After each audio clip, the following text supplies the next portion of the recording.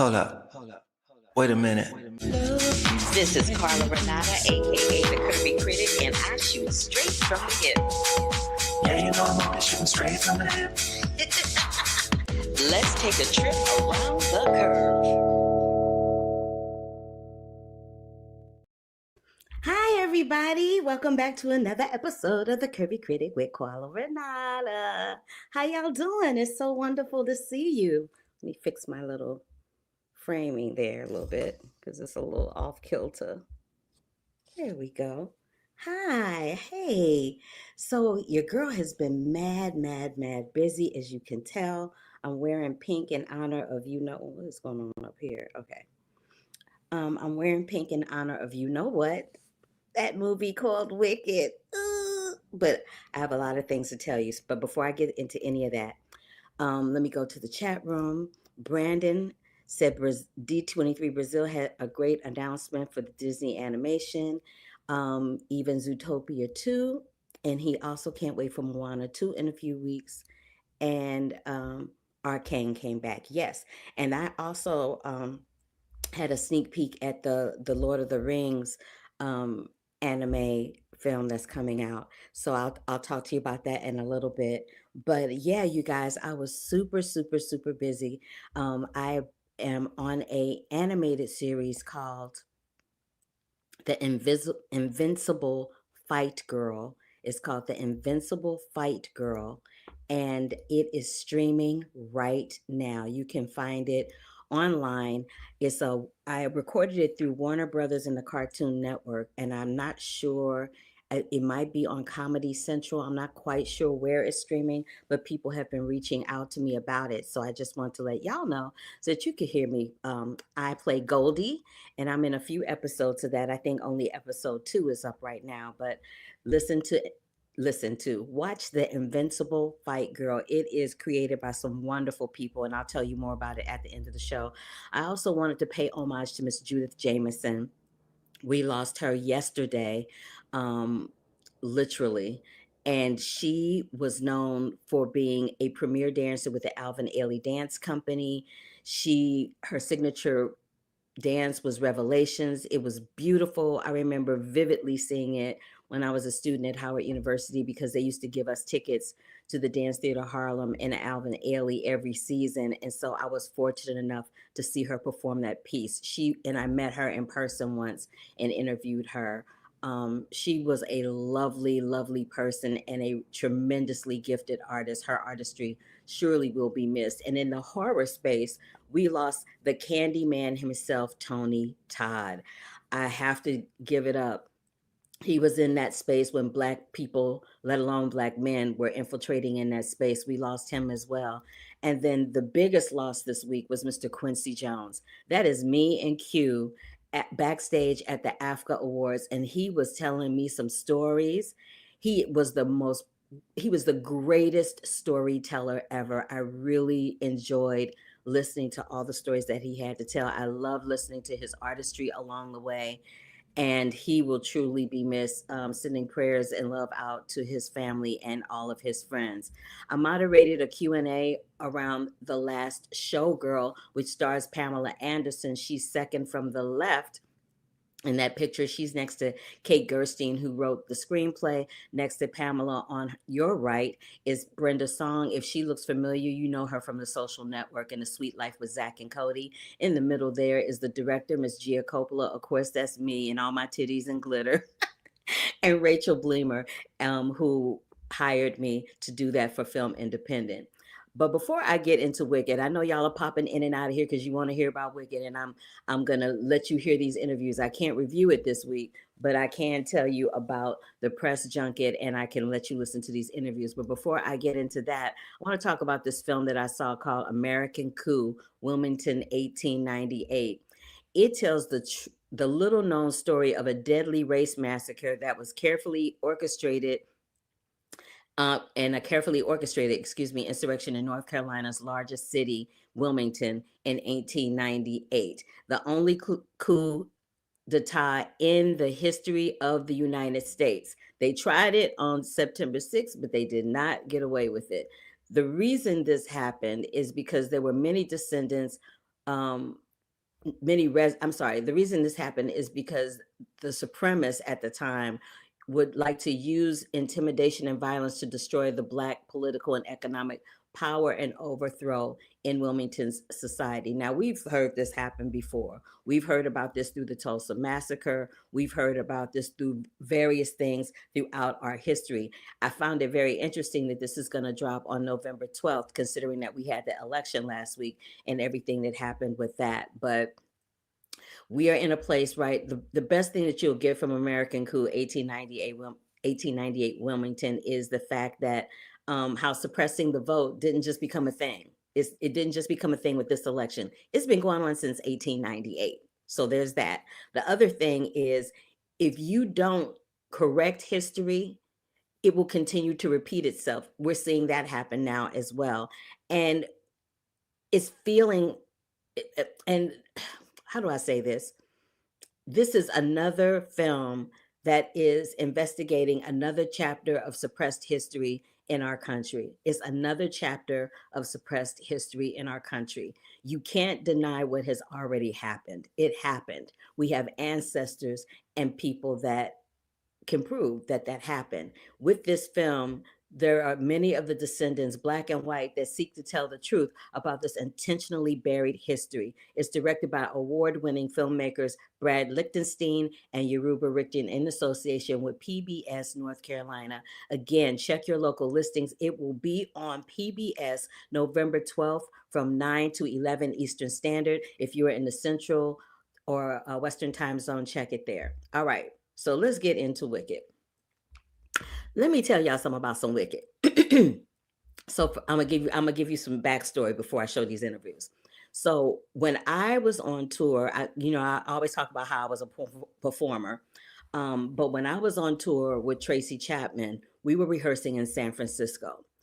At the same time, Wicked was doing their out of town tryouts in San Francisco. So for those of you that don't know what an out of town tryout is, Broadway shows oftentimes will do the full scale production of the show, working out all the kinks and musical numbers and dialogue and technical glitches out of town before they come into New York. Because once they come into New York, all bets are off. And all of the critics and everybody that has anything to say about the show is going to say it. And they're not going to be shy about it. And they're not going to try to hide it. So I saw it, Wicked, in the out of town tryouts in San Francisco. The funny part about this story is that I'm friends with Kristen Chenoweth, who played Glinda, and I'm friends with Stephanie Block, who won the Tony for Cher. This particular night, I'm also friends with Wayne Salento, who choreographed the original Broadway production in New York. All right, so the show was in San Francisco. I called up Wayne. I'm like, yo, I want to come see Wicked. Can you tell me what it's about? Now, backing up even further than that, Wayne had been in California, in LA, a couple of weeks before that. And I asked him not a couple of weeks, but maybe a couple of months before that. And I asked him what he was working on. He said, oh, I'm working on this musical Between the Two Witches before they came to Oz. I'm like, ooh, who playing the Wicked Witch? He's like, it's not going to be you. And he told me that Idina Menzel was slated to play it and that Stephanie was going to understudy her, and that Stephanie had done the backers auditions and all of the productions of it leading up to Broadway, but they decided to go with Idina, and Stephanie was understudying Idina and in the chorus, in the ensemble. So I called Stephanie. I said, hey, I'm coming to the show tonight. Meet me across the street. She comes across the street. She says, you know Kristen, right? And I'm like, yeah. She said, let's call Kristen, see if she'll come over. We call Kristen. Kristen comes over. We're sitting in a Starbucks. Kristen comes across the street, and she has on a neck brace that is bedazzled within an inch of his life. I'm like, Kristen, what happened? Kristen says that a lamp fell on her neck, either in tech rehearsal or doing a change or whatever. And the doctors were like, yeah, you need to rest. And she was like, I'm Glinda. I'm not missing a show. So they created 2 braces for her, one that she could wear around the house and one that she could wear during the show. I just have to share that because I think it's hilarious and it's so indicative of who Kristen Chenoweth is. That's my first story. So my other stories about Wicked are this. So when I went to the junket this week, first of all, before I went to the junket, I wanted to be pink and green because I don't have an allegiance to either Glinda or Elphaba. I'm in both camps. And so I didn't, and I hate the color green, like no shade to Elphabas, but I cannot stand the color green. It makes me look like I have jaundice. So if I had to do something, I'm like, let me do a little pink and green, a little pink to offset that green, honey. So I'm not looking like I need to go to the hospital. So I Googled Wicked musical merch, and popped up on my screen was Target and Walmart. Target and Walmart has an exclusive line of merch that is wearable.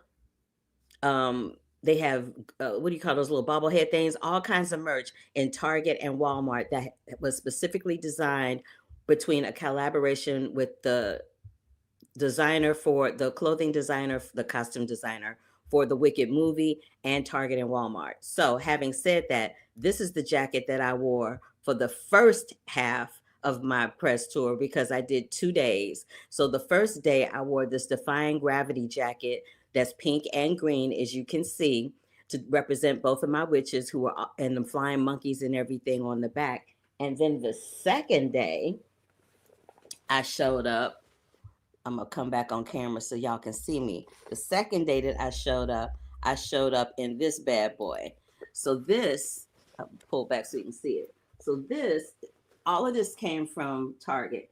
So this one says Wicked Magic, pink, what I think it says pink meets green or something like that on the back. And then on the front, it's got this cute little logo. It's got that cute little logo there. And then over here, it says pink goes good with green, and it's got the little hat there and the little tiara there. And is there anything else on here? And that's it. So I wore that on the second day and had a good old time. And I also want to share this with you. I met Cynthia Erivo when she was doing the press tour for Harriet. That is me, her, and Leslie Odom Jr. in Toronto in the hotel after I had done my interview with them. So all of us go way, way back. While we were waiting to do the interviews, I went into a room where they had this Elphaba and this Glinda and the Wiz. You can't see it unless you zoom in real, real tight. But all of that is made completely out of Legos. So Legos also has a collab with Wicked and Universal Studios. That is completely made out of Legos, completely. And then a lovely journalist that was in there with me took this picture of me interviewing Paul Tazewell and Frances Hannon. Frances did the makeup for Wicked. Paul Tazewell did the costumes. You can see we're sitting on a set where they have Glinda's dress. They have her dresser. It's the set from Glinda's room. You can see Elphaba's costume back there. I got my entire life. So now, without further ado, I have talked quite enough, but before we go into my interviews, let me see what's being said up in this chat room. Zootopia 2 has new characters, Nibbles the Beaver and Gary the Snake. Great. Thank you, Brandon. Sad Productions, you're hilarious. It's a jacket. Oh my God, pretty. Yes, I have 2 jackets. It looks like Legos. It is Legos. It totally is made out of Legos. I kind of loved it. All right. So now that I've shared all of that with you, let's get into these Wicked interviews. So the first one is one that I did with the choreographer, Christopher Scott.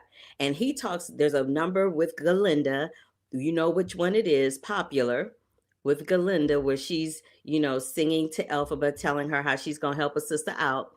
And he talks about how they have extended that scene and created some other things for her, in addition to this tornado wheel that is used to do the production number Dancing for Life. But I'm going to stop talking and I'm going to let him tell you all about it. Take a look and a listen to Christopher Scott, the choreographer for Wicked. So the first thing I want to talk to you about is that daggone tornado wheel. You had B-boys, you had B-girls, you had parkour people, you had gymnasts, you had stunt performers. I need to talk about how you coordinated and choreographed that, because people were jumping over narrow gaps and just talk to me about it. Yes, first and foremost, it was very safely done. We worked really hard on the safety, and we had a lot of experts in that field standing by. But it was really, it started off with like a creation period of just playing in the space. They gave us one wheel. That was the hardest part, was we didn't get the wheel until like the full scope of it until like pretty close to filming time. Oh, it was just one wheel. It was one of the wheels, so it's in threes. And so it was really just me and a team of, there's a bit of a skeleton crew, an associate choreographer named Emilio Del Sol who was there. He's very athletic. And it was just like, we always say like it's like a playground, and this one actually felt like a playground. Like you got the monkey bars, you got the slide, you got the thing. So it really started to become the mission, which lines up really well with the number, which is why I love John's, vision so much, because it's like, yeah, the whole thing is dancing through life, being free and doing the things. So what a better space to put us in than like a jungle gym, basically. That's a good description of it. It does kind of look like a jungle gym where you kind of just jumping and popping all over the place. Absolutely. Talk to me about prepping for this film, because there is quite a bit of musical numbers utilized within the course of the feature. And I just want to applaud you for staying true to the Broadway musical, because I'm a Broadway baby. So I was like, if they mess this up, I'm going to feel some kind of way. We couldn't do it. Not for you. I'm not having the Broadway community come after us. No, listen, we're strong and mighty. I think because it has such a rich DNA to it already, it's like that you really have a starting place. So it felt like, just how do we cater it to the grand world that we can, play in. But I'm a fan of the show as well. Like I grew up on the show. I've saw it like 7 times, I think, before I came. My sisters like saw it like over 40 times. So this is like in the family. And, so it was really just like, kind of going piece by piece. I started with Dancing Through Life, actually, because I knew that that's kind of the biggest scope of a dance number. Mm-hmm. And, I connected to it very deeply with that feeling of what it's like, what it means to just dance and express yourself and let go of all the pressures and stresses of life. Mm-hmm. And then from there you just start chipping away. I will say it felt like we had so much time because we're doing 2 movies. The schedule was grand, but then you're like going through it and you're like, I feel like I'm not chipping away at this thing. And then every day you're just making little moves until you're like rapping and you're like, wow. We did that. It's crazy. Talk to me about the Ozian wheelchair and having to choreograph for Marissa in that wheelchair and having it go up and spin around and all these different things. Yeah. The goal was always to make sure Marissa felt like she is floating on air. That's the whole point of that moment, so that later on in movie 2, when it comes back around, that's that feeling that she can have. So and I'm so proud of her. I mean, to meet this woman coming out to London from LA. I mean, once we didn't know who it was for a long time. Like the search was extensive. Deep, extensive. Mm. And then, she's coming out there, getting her passport just to come out there and do the movie. I mean, and then she's there and you're just like, wow, like you are thrown into the deep end, and she just every day came to work and she crushed it. I'm very, very proud of that moment. She's a special spirit. She really, really is. Beautiful She's spirit, a lovely, lovely person. Absolutely. You talked about how many times you've seen Wicked, but how did you feel the first time you saw The Wizard of Oz? I just remember, feeling very like connected to cinema, and storytelling. Really, it's just the storytelling side of it all. It's an incredible story. I mean, it really blows my mind to think about how many people have impacted and affected this beautiful story that's so relevant today, and then I get to come in and play in this space and dance my way through it. It's just like, it's crazy. I love that. Speaking of dancing your way through it, I know you did a little extended version of Popular where Ari is, Yeah.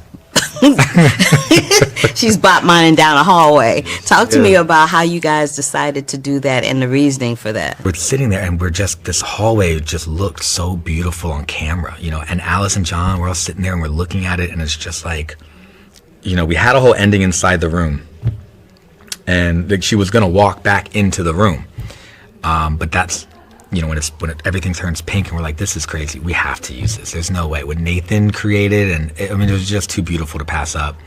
So it was Ari had COVID at that point. So we're kind of like on a standstill. We're trying to like wait and figure out like what to do. And John's like, can we do a another ending. And I knew in my heart, I'm like, she's so fast. That girl learns choreography so fast. Yeah. And it's so incredible. And I found out new things about her that I didn't know when we were creating the original number. Like, I didn't know she could kick her face. And then she does it joking around, and you're like, are you kidding me? That has to be in this She's movie. a Broadway baby. Oh, she's incredible. Yeah. And, you know, and she's like, really? You put that? Okay, yep, that's what it is. And even this moment, that was her, like, I remember, like, doing, like, maybe she'll do a turn or something. And she's like, I think just, and you're like, actually, you know what? You're not wrong. That's the moment. So I really did feel like I created that bit through the process that we had together already. I feel like I got to know her a lot more through that.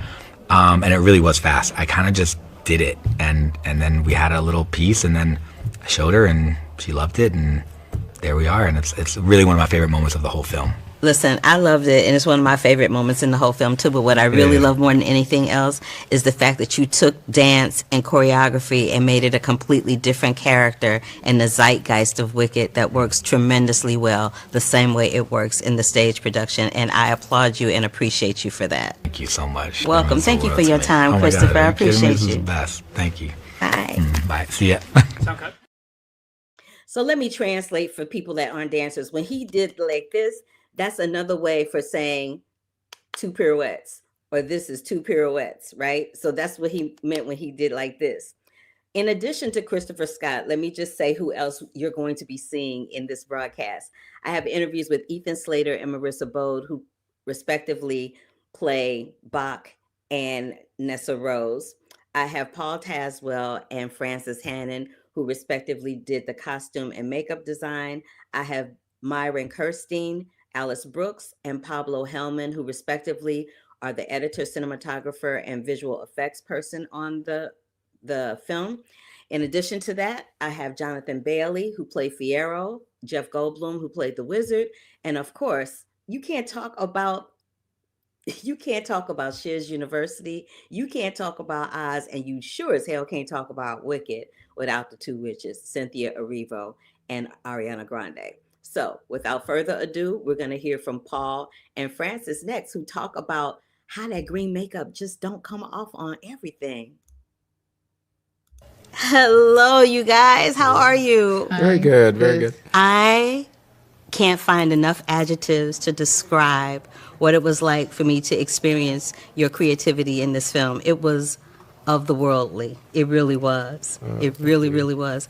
Can you talk to me about making the makeup for Ari very simplistic, and then making the makeup for Cynthia, that green makeup? How do you get it not to come off on everything? That's what I want to know. How does it not come off on everything? Paul might have murdered me. So no,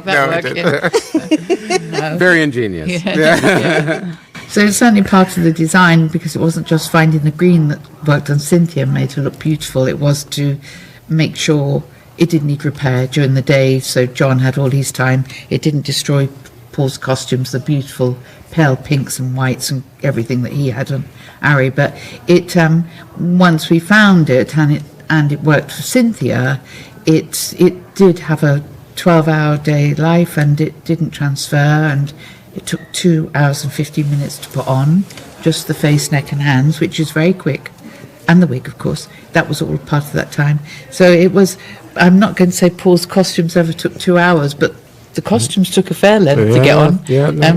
But it was quite a process in the morning to get the artists ready for set, but they worked very well together. Cynthia's had a reflective quality, and Ari's we kept quite opalescent and iridescent in her colours. So side by side, those 2 extremes, both of them were quite reflective. So that way they worked very well in all of our DP Alice's, all of her lights. I love that. And worked, more importantly, very well with Paul's costume. Yes, Paul, I have one on one of your creations at the moment. Your collection in Target. Talk to me about what that collaboration was like and how you guys got together to do that specifically for this film. Well, that was amazing to work with Target. They have a team of designers that design for Target regularly, and to be able to work with them in order to establish a marketable version and take on the looks that I created for Wicked. Just some of the similar fabrics and imagery and color palette and, you know, all those techniques to work together, you know, to create a line of clothing that, you know, the audience members can go to Target, get their piece, and come and enjoy the Wicked as well. So what I really want to ask you, though, is I saw elements because, you know, my mother was born in 1939. She wouldn't mind me saying that because she's earned the right to be here that long. And I saw elements in The Wizard of Oz, her favorite film. So one of three, Gone with the Wind and Wuthering Heights being the other two that were also out that year. But I saw elements of the film in the 1939 version. I saw elements of The Wiz. I saw elements of Wicked. I saw you pay homage to all of those things through the clothing. Can you speak on that for just a brief second? I mean, absolutely. I mean, I think that was one of the priorities, was to honor the spirit of the different worlds that had been created before. You know, the Frank Baum book, of The Wizard of Oz, the movie, as you were saying, from the 30s, all of that imagery have become such icons for us globally. You know, really, when you think about Glinda in the pink dress, played by Billy Burke, the ruby slipper, Dorothy. You know, like all of those are now emblazoned and a part of, have been incorporated into our culture, our modern culture. And so, you know, I think that it was very necessary to reflect those in subtle ways as much as, you know, I could, because they're a part of, and now our Wicked has been added to that culture as well, you know, so that it now exists in a very live way. And I think that's really wonderful. I love that. Thank you for expressing that. I really do appreciate it. If you had one word to describe what this experience has meant to you personally, what would be that one word you would pick? I would say life-changing. I mean, it was really, you know, it was an opportunity to, I've never had an opportunity to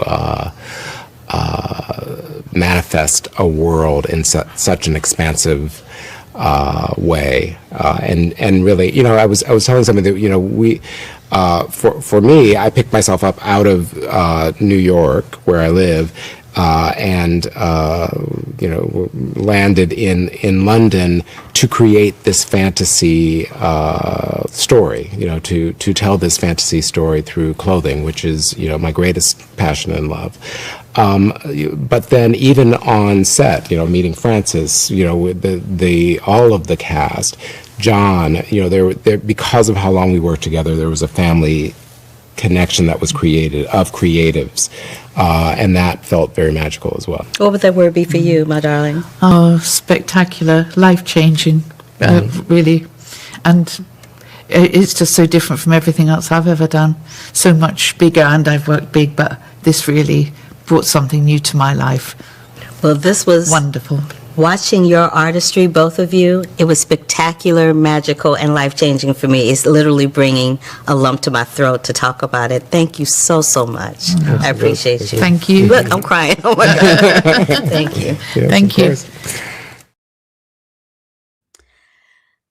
When I come back next week, I'll get more into the history of Wicked, the book, and how the book got transformed into the Broadway musical, and the Broadway musical has now been adapted into source material for this movie that is coming out on the 22nd. But right now, I'm going to leave it to the cinematographer, the visual effects and editor to talk more about that green and how they had to wrap the set in white to make sure the color wasn't bleeding through. It's fascinating. Take a look. Your coat. That is amazing. What? Come on. And the shoes. Yes. I wear these shoes all the time. They're like my Yeah. little staple. Yeah, I have so many questions about the jacket. Did you have it made? Like Tarjay. It is? Yeah. the It's Paul a Paul Tazewell? Tazewell jacket? Oh my God. You said you had so many questions for me. I have so many questions for y'all. The main question I want to know about is that library scene where they're dancing and the thing is going like, I need to know everything it took to shoot that and how it took to create. Like, I just need to know it all. Whoever wants to start, just tell me how it went down. That set is 185 feet by 145 feet and 45 feet tall to the center of the dome. And we lit it with 495 lights. And it is the first set that Nathan Crowley started designing. And it was just John needed to get everyone on board with creating this tornado wheel that's spun 3 different wheels spinning in different directions at different speeds, and being able to get all the special effects team to create it. It was one of the earliest sequences, right, that he talked about? Yes, those rings are about 19 feet, in diameter. And there was this specific thing that Paul Tazewell, the special effects coordinator, did to get those rings to rotate in a specific way to go with the music.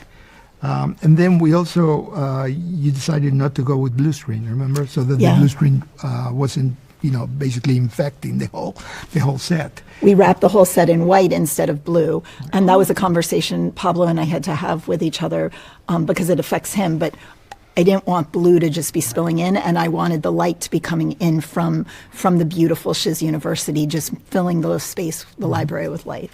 Yeah, and it's nice to, you want these epic dance numbers in a movie like Wicked, and you know that Dancing Through Life is one of my favorite numbers. And so you have Jonathan Bailey sort of crushing it with the choreography, Chris Scott's choreography, and then Alice and then Pablo, like the whole team sort of coming together.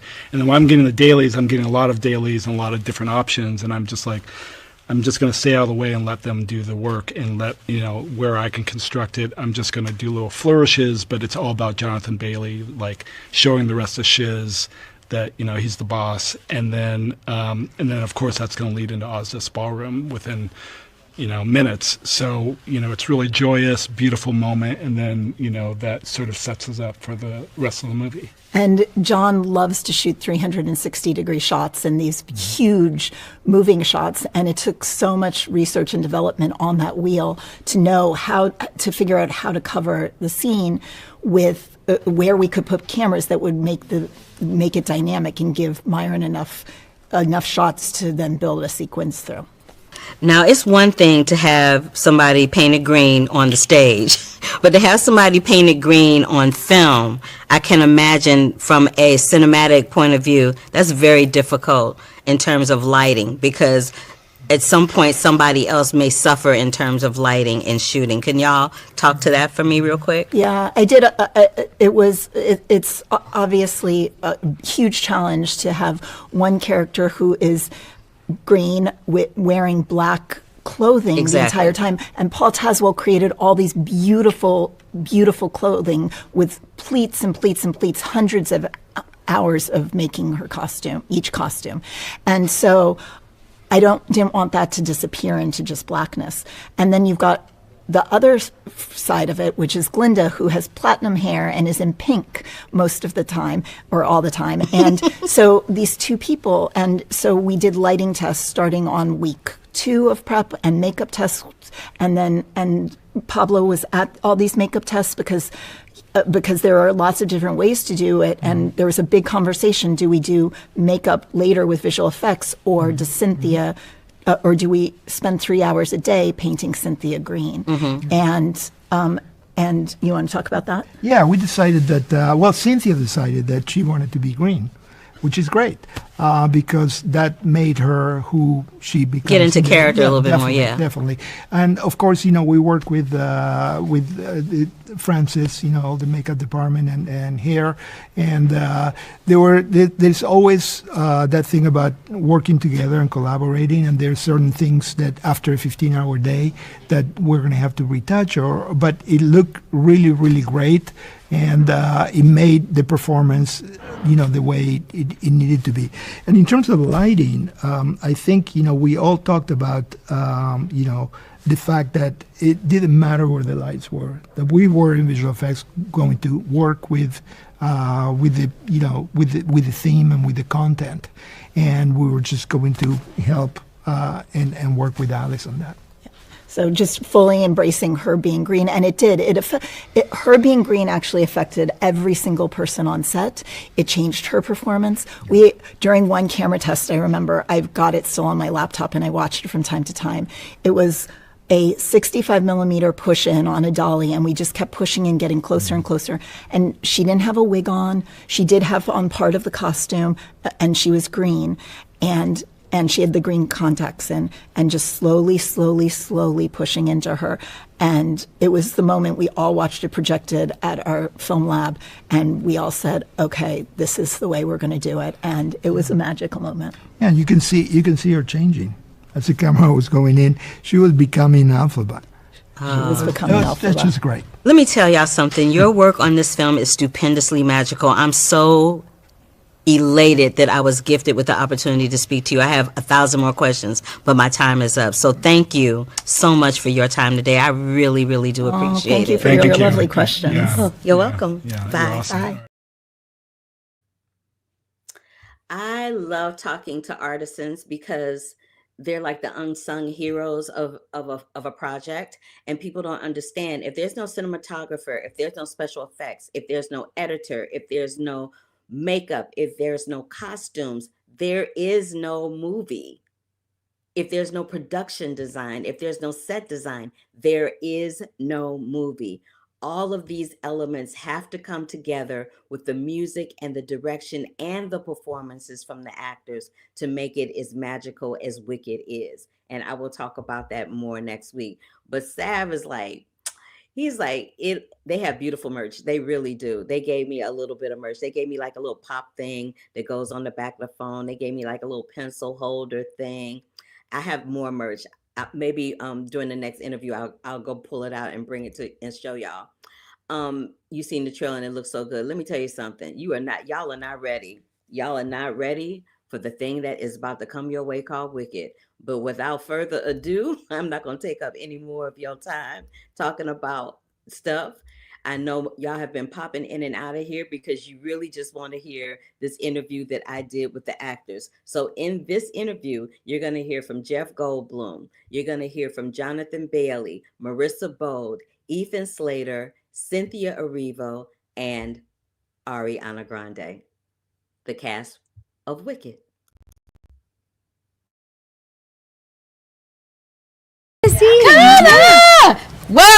Word. Cute. Yes, child. Yes. See, I'm beating up the microphone. I'm so sorry. I'm so sorry. Are you okay? Girl, yeah. Okay. The microphone didn't hurt me. I probably heard it. I'm obsessed with your shoes. All right, girl, hold on. Hey, y'all. Hi, I'm so happy to be here. And let me tell you why. I was in the ugly cry, y'all. Well, I was in the ugly friggin' cry. Y'all did that. Thank you. Okay? Thank you. You really did. Thank you. I'm so excited. So talk to me about the choice to do it live, because I would say that this, I know y'all did that. So let me just say that this is probably, for me personally, the best musical adaptation of something that's been on Broadway that I've ever seen in my life. Wow. Because it stayed true to the source material. Thank you. And so when you guys decided to sing live, that made me think, well, these are two Broadway performers, so of course they decided to do that live. But what was the discussion that led into that? Oh, there was no discussion. There was no discussion. John said, so what would you like to do? We said, sing it live. That was the discussion. That was it? That was it. There was no, what were we going to do? That was, it needed it. It's what it was supposed to do. That was what we were supposed to do. That's what it needed. The material asks for it. It's it what allows we love us to to play. do. We love to sing. And also in solidarity with our sister, which is on Broadway. Who've been singing it live 8 shows a week. For 21 years. This is what I'm saying. And we both understand what it is to sing 8 shows a week as well on Broadway. So there was just no question about whether we would sing it live or not. It was always, for us, going to be live. Also, we're very spontaneous. Yes. So it wouldn't work, to be restricted. To one, where choices are already solidified. Yeah. So you guys seem very bonded all the time. What did you do to get that way? Was it when you first initially met, you just clicked? Yeah, when we met, you came into my house, we sat, talked for hours, and it was really easy.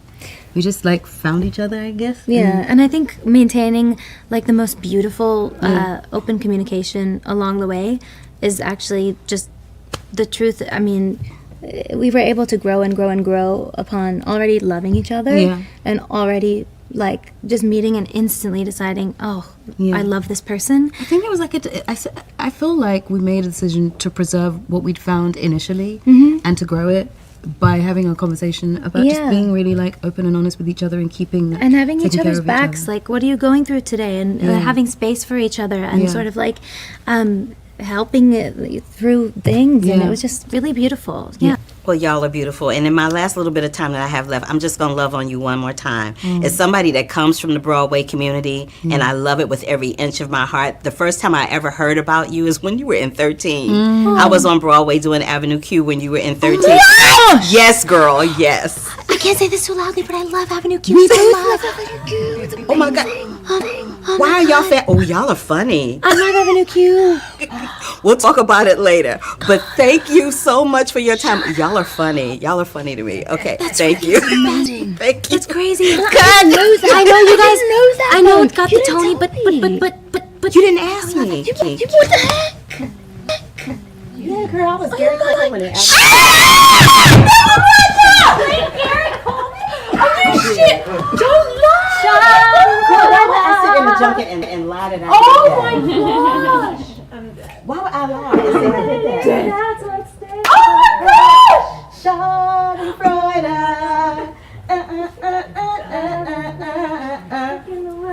Better place. Oh my god! I'm taking up time. Okay. SCANDEFIAUDE. Your brain works so fast. Pervy film critic Carla Renata. You're hilarious. Let me just say, I enjoyed y'all in this film. I really did. And I enjoyed the film immensely.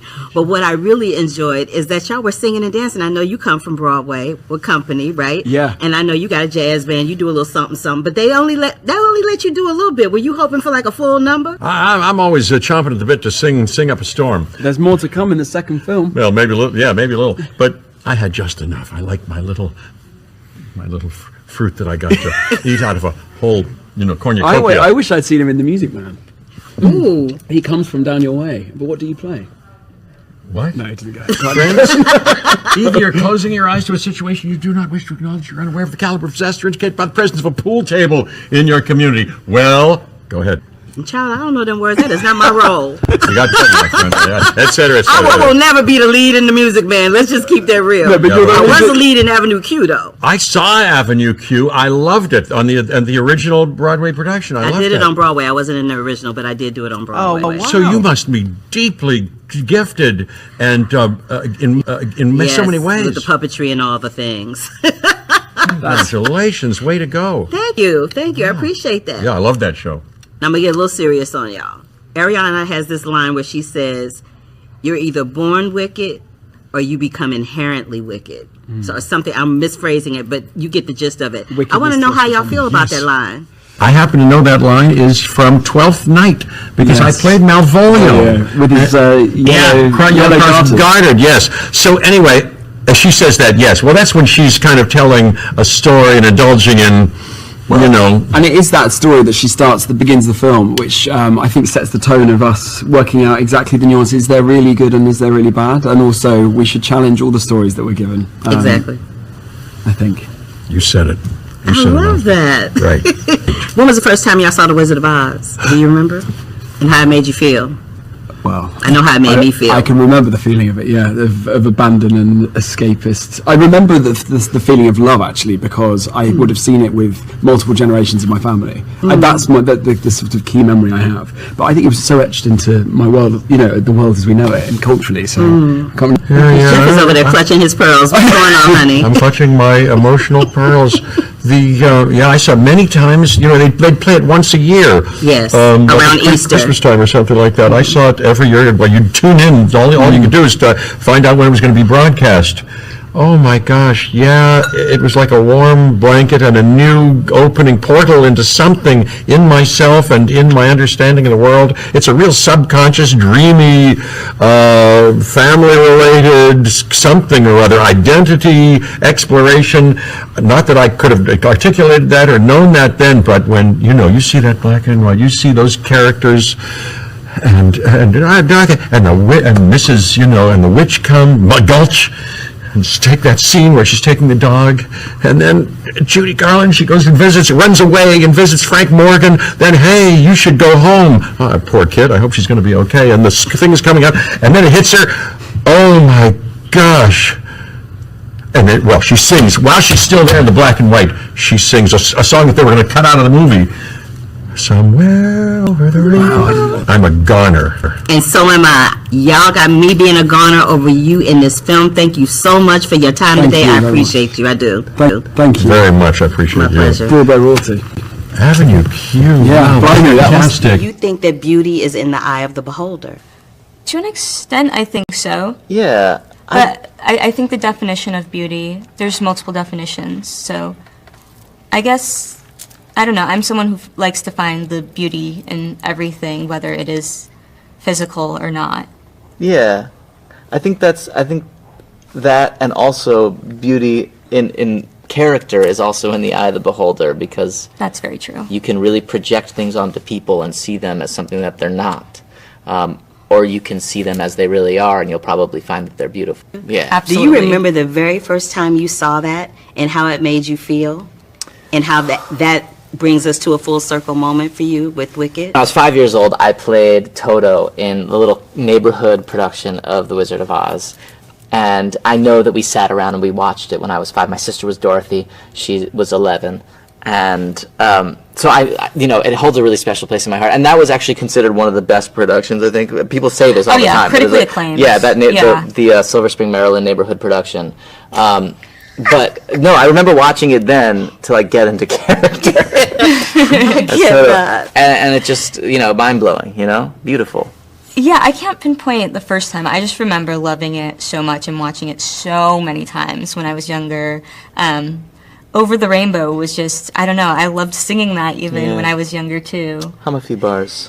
Yes, I'm girl. just kidding. I'm so sorry. Don't put me on the spot like that. She looked at you like she was about to drop kick you into the millennium. To That be was fair, so that's funny. the right reaction, yeah. I just wanted to give you your props and say congratulations and thank you so much for your time. Thank you. Thank you so much. You're welcome. Bye. Bye. Y'all, the thing that I loved about participating in this Wicked junket is that no matter what room I went to, no matter who I spoke to, no matter what combination of pairs that I got, everybody was genuinely happy to be there. And they were genuinely happy to talk about their work and their colleagues' work and every other facet of the film. It hands down was probably, for me personally, it was the most special press junket I'd ever had an opportunity to participate in, because it was just sheer joy. And after the week that went down, I just needed some happy. I really did. And I got it with the cast of Wicked. I really did. Sav Productions, what did you say? Listen, you can order it online. That second jacket, the one that I showed you with all the stuff on the back, I ordered it online through the Target website. If you don't see it in your store, go online and order it. You can get it in like 3 days tops. You love both of them super. Yes, let me tell you something. I loved how when everybody was talking during the junket that they all kind of turned into each other and spoke to each other. And you can tell that there was a special bonding moment that went down for them on that film. What else did you say? I love the premise. Oh, because Brandon's talking about Toy Story 5. Yeah, I love Toy Story. That's another feel-good movie. I know, new fans, right? That kind of I was taken aback by that because, I talk about being on Broadway all the time. I talk about being on Broadway. I never talk about the shows that I'm in, hardly ever, unless it comes up in context, which this kind of did. But I could never in a million years have expected that response. Jeff always makes me laugh too. He's so smart and he just knows how to really, weave and bob a conversation together. And yes, congratulations for being in art school, Brandon. We're rooting for you to do really well there. All right, so when I come back, you guys, I'm going to do... I didn't mean to do that, sorry. So when I come back, I am going to do the review of Wicked. And then I'm going to do a review of Blitz, which I saw. Amazing, amazing film. And again, all of the films that I talk about, I will always have them on my website. thecurvyfilmcritic.com. I write the reviews and put them on thecurvyfilmcritic.com. Everything that I talk about here is always on thecurvyfilmcritic.com. So when I come back next week, I'm going to talk about Blitz. I'm going to talk about Wicked. I'm going to talk about The Piano Lesson and my girl Danielle Deadweiler and John David Washington and Malcolm Washington's direction. I'm also going to be talking about, I'm not sure if I'll see Moana 2 before next week, but I'm also going to talk about Never Look Away and September 5th and a film called Queer when I come back. All of those films we'll be talking about when I come back. And that puts us right up into Thanksgiving. So I'm going to try to hit all of these. And the ones that I don't hit before Thanksgiving, you'll see the written version of them on my site, and you can just go there. I'm going to check this chat room one more time, see what y'all are saying. You're actually making a webcomic as your first ever cartoon. Yay. You know, send us a couple of, send me, when you get it done, send me a sketch and I'll pop it up on the page so that other people can see your work. Okay. I love sharing your work. It's really great. And what else did you say? Wait, a Wicked review with no spoilers, I hope. Absolutely no spoilers. I don't do spoilers, but there's nothing to spoil really, because it literally stays true to the source material of the musical. So if you've read the book by Frank L. Baum, if you've read The Wizard of Oz by Frank L. Baum, if you've read the book Wicked, which is like, I don't know, 500, 900 pages, it's about this thick. If you've read that book, if you've read the source material, The Wizard of Oz, from which all of this is based on, and or if you've seen the musical, because the musical has been running on Broadway for 21, 22 years. So it's not like it's a surprise about what it's about. You know what I mean? Okay. All right. So that'll do it for me, honey. I'm about to get up out of here and go moderate yet another conversation for the Nickel Boys. This time, Miss Anjanou Ellis will be there along with Ramel Ross, the director, Ethan Harisi, and Brandon Wilson. We're all going to talk about Nickel Boys, which is seeming to do really well these days and all that. So yeah, I'm very excited about it. And I'm very excited for the film. So as usual, give me a big thumbs up if you are on YouTube. Click that bell for notifications and subscribe to the channel. Look, if you don't subscribe to my channel, look what you would have missed. You would have missed Cynthia Erivo. You would have missed Ariana Grande. You would have missed Halle Berry and so many other people. But yes, and we're also going to talk about Gladiator. I think I said Gladiator 2. When I come back next week, we're going to talk about Gladiator 2, because all of these films are dropping on the 22nd. And when I come back, it'll be like the 16th or the 17th. So I want to give y'all some stuff to look forward to going into the Thanksgiving holidays. All right, y'all, that does it for me for this version of the Curvy Critic with Carla Nada. Thank you, Brandon and Sad Productions, for popping in. And I'll see y'all next week. Same bat time, same bat channel. Pieces. Deuces. Hold up. Wait a minute.